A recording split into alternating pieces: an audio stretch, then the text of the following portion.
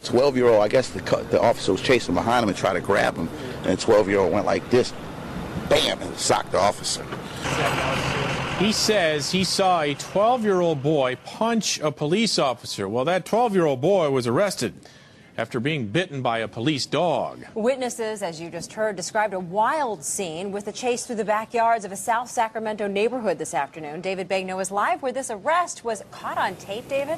Hey, Palace, I don't know what most 12-year-old kids do, but it can't be what this one is accused of doing. The 12-year-old and two others had allegedly robbed a home farther down this street earlier this morning. Cops drive up, spot all three. One takes off, one is caught on the spot.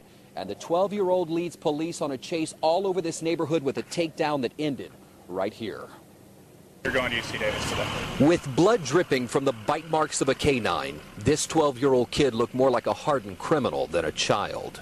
It blows my mind that there's a 12-year-old kid. 12 years old. I thought I was looking at a movie. And remarkably fast.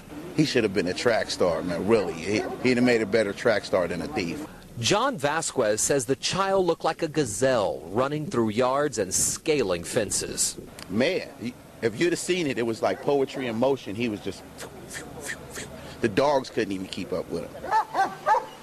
Two canines cornered the kid, but only after he allegedly assaulted this police officer. The officer was chasing behind him and tried to grab him, and the 12-year-old went like this, bam, and socked the officer. Striking him so hard that he actually became woozy, tried to get up and fell back down. Finally, a canine caught the kid by the arm. If it wasn't for two dogs coming from both directions, he'd have got away. Get something else, you old dumbass. This resident unloaded his anger on the 17-year-old suspect, yelling at him, "You think you can just break into people's houses?" Parents need to be aware of where their kids are, what they're doing, and what they bring home. And if they're wearing stuff that they don't or shouldn't have or have the ability to buy, that should be red flags for parents to start questioning where the children have been and what they're doing.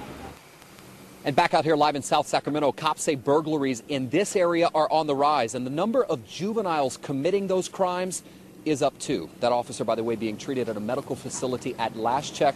We understand he is expected to recover. He's doing well. Just a little embarrassed and shaken by what happened. I would imagine. How disheartening at 12 years old, I should say. David?